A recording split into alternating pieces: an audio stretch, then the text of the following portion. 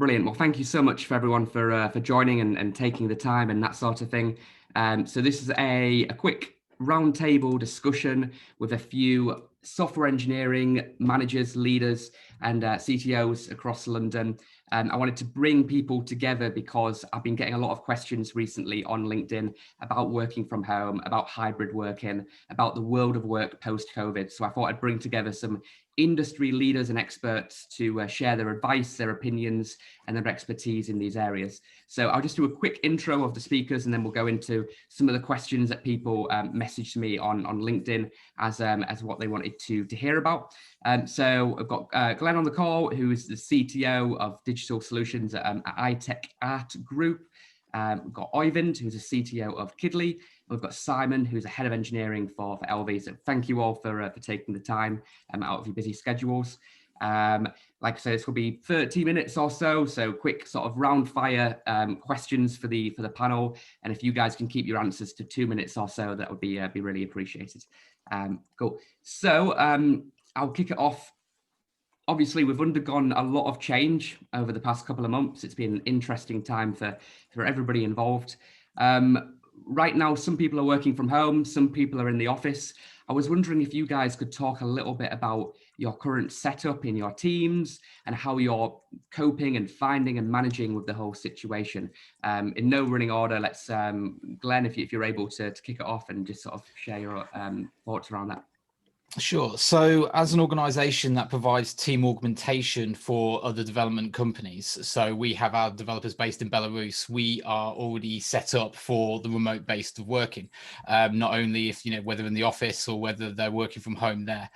And what always works for us is that you always have the structure in place, be it the communication tools, the processes, the expectations of availability. Obviously, you don't want it to always just be 9 to 5. You want to say there's key core hours available and just making sure that all the people are available during these times. So for an organization like us, which is always remote to any organization we work with in the Europe, UK, or in the US, not much has really changed from the pandemic from our standpoint, which is great, because obviously, we're already set up with this type of way of working. So from a recommendation standpoint of how to work in this way, even if you only have one person working remotely, you need all the tools in place. So remote doesn't mean distant. So essentially, just because they're not on site, you still need to make sure you've got the stand-ups, the communication channels in place, the ability for people to reach out to others, and more importantly, also having times where you're unavailable but still working. So you're not constantly getting Zoom fatigue and constantly having to expect it to be answered Slack messages throughout your entire day because you don't get that period of time. So obviously there's a lot around that, which I'm sure we're going to cover later on. So that's just a very brief overview of, how we work and some small recommendations. Brilliant. Well, it's good that you guys were already kind of set up for this in a way, whereas a lot of companies have had to adjust to it. Simon, what's been your experience over the past couple of months? It's been very similar to Glyn, actually. At LV, we're quite fortunate in that the company was already structured in a way to support a culture of sort of remote working and flexibility. So a lot of our infrastructure choices were already in place to support that. Obviously, the company's much bigger than just the software engineering team. So we're just a small part. Everybody has sort of adopted that ethos, which is great. And we're now an international business. So we know that we've got to work remote anyway. So a lot of the processes that we're putting into place are already starting to think in those terms. And COVID has really just kind of accelerated that and forced everybody into it, which hasn't actually been that bad of a thing to be forced into doing. But yeah, we've been very fortunate because the culture was already there. So yeah, I think that's been very good for us. It's a good point in that it was going to happen anyway. COVID's just kind of pushed it forward a couple of years and that sort of thing. Oyvind, what's been your experience these past couple of months, mate? On the mute button. Very similar, I think, to what Glyn and Simon have already said. When we started Kidley in 2015, I made sure that from the outset we were set up for remote working, and everybody in the company has worked remotely to a greater or lesser extent from the beginning. So we were ready for it in that sense. On the day when we sent everybody home, it was really a matter of saying, right, take your laptop, take whatever other kit you want and go home. But we've had a lot of learning to do. We've never worked remotely where the whole company has been remote before, and that's had its challenges and still does to a degree. Now we're in a situation where the office is open. We've taken out half of the desks so people can come in and work and be socially distanced.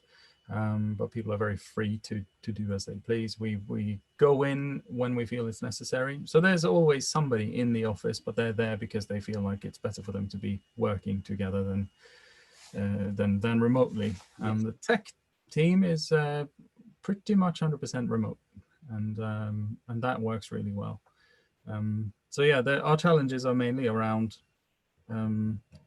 things like, well, it's not so much a problem anymore, but certainly in the early days, with childcare and people being sort of randomly unavailable because of that. That was a big challenge because people would drop in and out through the day. Brilliant. Yeah.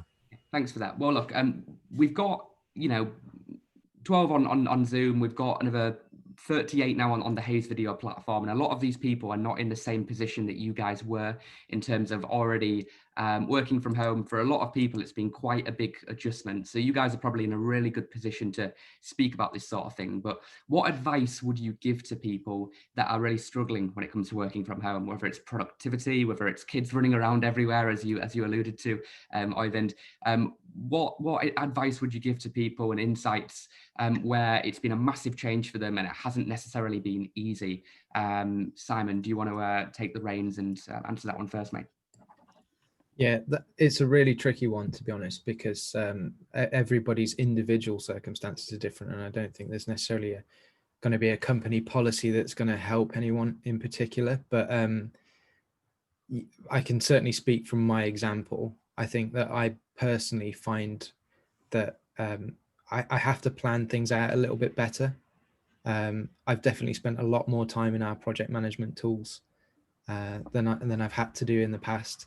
I certainly write a lot more stuff down, which just helps me to think if something does come in as a distraction for whatever reason, valid reason, then I've not lost my place, as it were.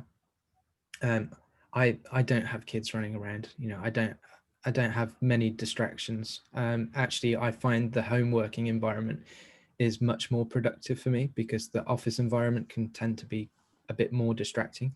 But if you do need that space and kind of the real quiet, if you've got kids at home, or maybe you live with other people and they're all working from home too, so there's not really space for all of that, try to find, I can only really recommend trying to find a space where you can work comfortably. There are cafes that are opening again, and pubs and restaurants and places that you can kind of go and work from. Give that a go. It's not going to be perfect by any means, but it's worth a try. Yeah, no, it's a good insight, actually. And a lot of people, I've seen this on LinkedIn, where people have been going to a pub for the day and renting out a table. And a lot of pubs are allowing people to do it because they're obviously desperate for the business as well. So it kind of works both ways. What about yourself, Oyvind? What advice and tips would you give to people that are struggling with this new way of working? Well, once again, I think what Simon said is that makes a lot of sense. You cannot ignore the individual circumstances within the team when you're running a business remotely. Everybody's set up differently at home. Everybody's got a different situation with respect to their children, whether they have them or not, and how many they have, school, nursery, and all that stuff. I think you have to just be realistic about the fact that working from home, I apologize for the banging in the background. I've got some carpenters here. Working from home is not the same as working in the office, and it shouldn't be. You shouldn't try and make it that. So you have to try and you have to allow people to shape their workday around their home life. You can't make them sit down at 9 in the morning and work till 5:30. That's just not going to work. Some will do that because it suits them. Many will not. Being at home is very different, but you can be very, very productive at home. But from a manager's perspective, you just have to accept that working life is different and it's not a bad thing. One thing that we struggled with to begin with, and once again, this was this had to do with the lockdown situation where everybody was at home and they were in their houses and they had children to look after, was that the individual circumstances made our situation into one where we struggled to find enough time where the team, I'm speaking specifically about the Kidley Tech team, where we didn't have enough time together in the day. So people would spread their days across morning, afternoon, and evening, and that was fine. So people would individually, you know, have the same capacity as before, but we didn't have enough overlap, and that was a real problem. So I think that's important, that you make sure that your guys can that they have a number of hours in the day where they're all together. So even it's up to them to utilize that time in collaboration or conversation or whatever, make sure that it's there, because if it's missing, it's a real problem. Yeah, I think I'll leave it at that. That communication piece is important. I've even myself have been in the habit of now almost over communicating to the team, because we don't have that, you know, water cooler conversation like we used to. So there's little interactions throughout the day is obviously key. So I agree with what you're saying there. What about yourself, Glenn? What have you found as would be some good advice to give to people that are struggling with this this change in circumstance? Sure. So as I've got a partner that doesn't have as good a setup as me at home. So as soon as this lockdown came in, I went to CEX, I got the only screen that they had left. I ordered on Amazon my split keyboard. I got one of the, you know, Secret Lab chairs. You know, essentially I understood straight away that I need to be comfortable at home in the way that I work. Now that, you know, it's been a while since the first lockdown came in, all this kit and hardware is available to buy again. At one point for like 3 months, you just couldn't get a webcam for the love of money. So I think it's important for anyone that is working from home on a regular basis, actually set this up. And for an organization level, I have seen a lot of organizations actually offering home setup budgets. It's where they'll give them £1,000 and say, right, you can set this on anything you want. You know, they'd still have the laptop, so that's not included, but they could buy the chair, the table, the keyboards, the mice that they need, the dual screens if they need to, with that budget. And that allows you to feel comfortable. And when you're comfortable, you are more productive. Essentially, if I work on just one screen, I'm so much slower than when I have two. When I have 6, it gets too many, but when I've got 2, that seems to be the right number for me. And, you know, when you look on LinkedIn for job adverts and stuff like that, you see a lot of organizations now state that inside their actual job adverts, saying that we will give you £1,200 budget for a home office setup. On a personal level, the first 2 weeks of the lockdown, I haven't done remote working completely for years. Essentially, it's been about 5 or 6 years. The first 2 weeks was quite tough. I was struggling to find my drive, struggling to get myself into, you know, the right mindset. And then I started just doing my routine, getting an exercise in the mornings, because I didn't have to commute. That's an extra hour of my day, right? Okay, I run every morning or do some weights or something like that, gets me going. So the exercise was a big piece for me. Clearly identify my working hours. So obviously working from home, it's very easy just to start early, finish really late at night, and you know, essentially you overwork, and therefore you feel more stress and more burden on you. And also being clear about your availability. So with a lot of the managers that I deal with that are UK based, they say, okay, right, for 2 hours in the middle of the day, I'm out walking my dog, I have a long lunch break, but I start earlier and I finish later, or however that works. So the clarity on working hours and availability does really help there.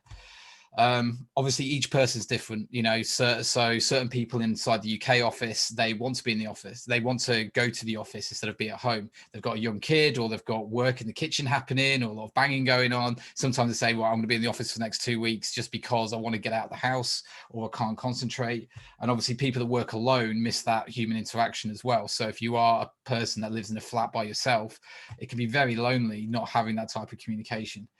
And the final thing to really raise is it's still the company's responsibility to support the employees with this as well. So you need your company and managerial support. So you want to be making sure there's regular one-on-one still happening, understanding what's happening to the employees, what the psychological impacts are on them, and making sure that the organization sets like rules that need to be followed. So essentially it's like, right, we expect between the hours of 10 and 2, everyone to be available. or, you know, and if that doesn't work for someone, then obviously you can change them, adapt them, but actually making sure this is set just so clarity is there and people don't feel obliged to not be able to look after their kid for an hour while their wife goes off to work or goes to the shops. They know exactly when they should and should not be available for immediate communication back. That's a good point. Absolutely, especially around blocking off hours for those sort of activities. It's beneficial. So you kind of referenced it just then, actually, Glyn. But on the subject of technology, right? We could start with yourself, Oyvind, in terms of what tech has been helpful with working from home. You know, obviously Zoom, Teams, etc. But are there any other platforms, technologies, hardware, software that you're using which you're finding quite beneficial, which other people might check out? We couldn't run Kidley without Slack. It's our communication tool. Email is there because we communicate with other parts of the world that doesn't use Slack, but we communicate with Slack, and everybody. We're a small company. Everybody in the company they've got Slack on their phones, so we can communicate wherever we are, whenever we are. Actually, with Slack, it's been quite good. We've early on, we introduced a number of new sort of statuses that you could set for yourself with emojis. So to signify that you are on child duty, or if you're just taking a break, or various new statuses that we set up so that you could just easily communicate to others whether or not you're available and when you might be expected back, that kind of thing. Slack works really well for us because it's instant, but you can easily choose to ignore it when you're not available, and it allows you to communicate so easily with individuals, one-to-one, or in small groups. And we've always used it. It's just come into its own, I guess, through this period, because the way how it facilitates conversations on lots of different levels. We also use G Suite for everything. Well, we'll use G Suite for everything else, and so Google Meet is kind of our go-to. We have Monday morning meetings for the entire company, so it's like a half hour where everybody gets together. We did that in person before COVID. Then it was all online for a long time, and now it's a hybrid. So whoever happens to be in the office on a Monday morning, they'll be there, and the presentation will be shared over Google Meet, and everyone else is at home. So it brings everybody together. So those two are really good. But you know, those are the two main technologies that I suppose we use for communication. But we've not put any restrictions on what individuals use, and I don't see that I should. So some people use Zoom, some people use Skype, and so on. So I let the teams choose, basically. So we try not to restrict it, and you know, video calls have come a long way over the last few years, but they've been on various products have had various issues, various levels of quality, and so on. So we've just let people choose whatever they feel works best for them. I think that's important. Flexibility is important. It's interesting you're doing that, because so many companies are restricting, you know, you have to use Zoom, you have to use so on and so forth, right? So it's good that you are giving people the flexibility to choose and that sort of thing. What about you, Simon? Aside from Slack, G Suite, is there anything else which you're finding beneficial? Yeah, we went all in on a company-wide decision for a project management solution. We picked Asana in the end. Not that Asana is in any way special as one of those. I think they're very much the same, and whatever tool you go with, you can bend to do whatever you need to do project management wise. But just the point really that we adopted and embraced as a whole company one solution. So we haven't got like 20 different tools that the different teams are using, which has been really good. I think most of the team have embraced it really well, and we certainly use it heavily in the software engineering side. So that's good. And then obviously we've already been using GitHub as well. and we've sort of doubled down on how we're using that. You know, we're properly fleshing out our pull requests and issues we're starting to use, and wikis we've already been using on there. We're just kind of keeping things together and using those platforms to the full, getting the most value out of them.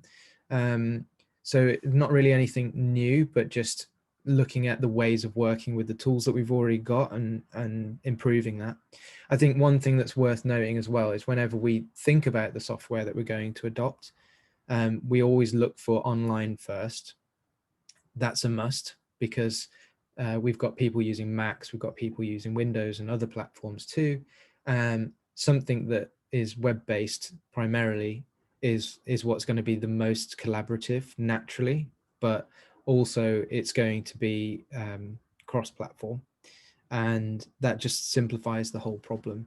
I know that some companies have sort of SaaS fatigue, and they've got a lot of subscriptions on the go and everything, but I would say see it as an investment, and it pays dividends in the end. So get everybody on board, get them bought into it and using it well, and it pays for itself. Nicely said. It's a good platform, Sana. I've tried Monday.com and a few of the other competitors, but that's a good one from what I hear as well. Interesting that you and Oyvind have sort of a slightly different way of that you've got about that, whereas you've gone for more of a unified approach, whereas there's been a lot more, I suppose, running different teams through different platforms with the former, which kind of shows that both work well, depending on which avenue you go down. What about yourself, Glyn? What kind of tech, hardware, software, and anything in particular which you're finding useful? So Slack and Zoom are our most common ones. Slack is great. I don't like Skype. I think it's too easy to fake to be somebody else. So I consider there's a security issue there because you can't validate who the users are. But normally it's Slack and Zoom for us, though we do see a lot of organizations that are set up with Microsoft Teams. So that's the other option to go down. It's not a cheap option, I don't believe, but they do have everything in there, be it your wiki, be it your project management, be it video calling and messaging. So that's the other one to look at if you don't want to go down the Slack route, I'd say. Okay, awesome. So just to, I suppose, finish off nicely, we've talked about the past, we've talked about the present, let's talk about the future. Obviously, no one knows how long this whole pandemic is going to go on for, but when it comes to an end, eventually, hopefully, we'll have a different world to what we had beforehand in terms of ways of working, in terms of this hybrid model, in terms of people working from home. So I'm not going to ask for predictions or anything, but I'd be keen to find out what you guys are thinking in terms of the planning, in terms of where you see the world of work moving to post-pandemic, and what you think it's going to look like, basically. So Simon, if you want to kick it off, just give us your 2 cents about what the world's going to look like 6, perhaps 12 months from now. Like I say, I'm not asking for a prediction, but just an idea as to what you're going to do in your team and what you think perhaps other companies might do as well. I think it's this whole experience has really opened the eyes of perhaps more other stakeholders. I think in software, we already know that remote is a good way of doing things. And we've been pushing that more and more. It's very beneficial to the business. So that's kind of been obvious. And I think what's happening now is that's just opened the eyes of other parts of the business to see, oh yeah, we can work this way. But it's also made clear to certain parts of the business we definitely can't. So it's crystallizing like the view on remote work, which I think is net good overall. And for us as a software engineering team, it really means that, we'll be looking at improving our processes around how we hire, how we onboard members of the team wherever they are, and that we can hire wherever those developers are, rather than thinking we've got to bring them to London, or they've already got to be in London, or wherever we want them to be, and just kind of casting our net a little bit wider. And I think that will also feed in nicely to the problems around diversity that we have in tech in general. And I'm kind of hoping that we'll see great benefits from that too, because just people are sensible. I think generally they want to live where it doesn't cost them an arm and a leg, and they want to do the best work that they can do, and they want to earn a good penny when they're doing it. So if we can tick all of those boxes, then hooray for us, because we're going to end up with the better developers. Absolutely. By doing it globally, you get a global pool of talent as opposed to people just in the area. So absolutely spot on. Glenn, what are your thoughts around what's going to happen sort of after all this? Okay, so there's some organisations that are resistant to change. You still see people jumping on the tube, going to the office every day, where they're office workers. They could probably work from home. There's nothing technically stopping them, but there is definitely a managerial aspect of them wanting them to be in the office as much as possible. I think the tech industry isn't as bad as that. Essentially, they're much more adaptable and willing to go down this route. So I see at least the tech industry becoming much more towards 100% remote. May not be, maybe it'll just be 2-3 days a week in the office. But obviously with that type of change, the hiring process, as we just touched on there, does change quite a lot. So essentially, you're no longer just hiring for technical ability. You're also looking at their ability to work remotely. How driven are they? What is their process for making sure they can effectively work from home? And how do you need to support them to achieve that?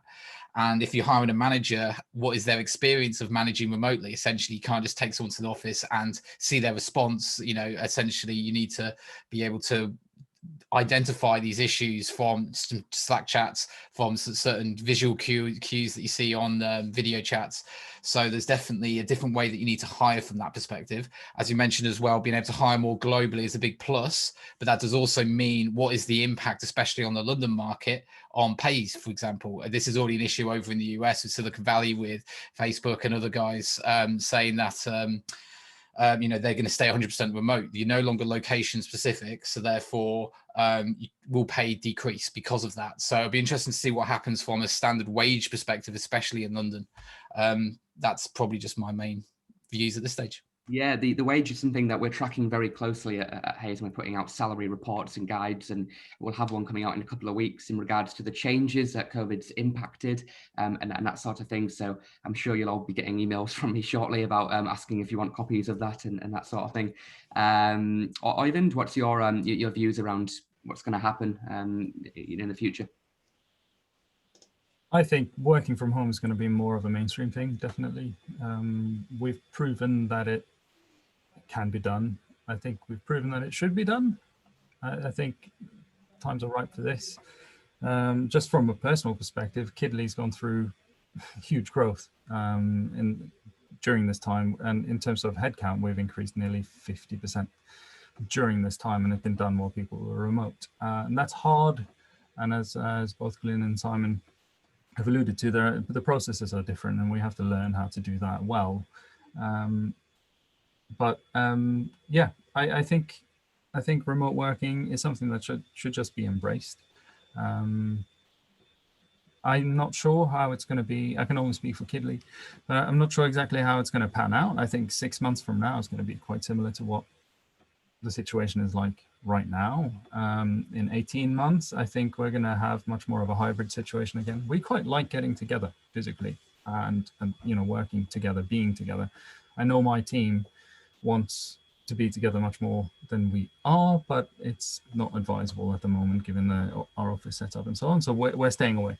But I think when that becomes possible, we'd choose to come together in the office once or twice a week. But that's because of our culture, because of how we like to work together. I just think generally employers need to become more flexible and just embrace all the goodness that is in having a distributed remote workforce that can work a little bit more on their own terms. I think it can make for happier employees, and that's good for the employees. Brilliant. A few people have been commenting on the different video platforms as well. Just to sort of read, I won't read all of them out, but I'll just pick a couple.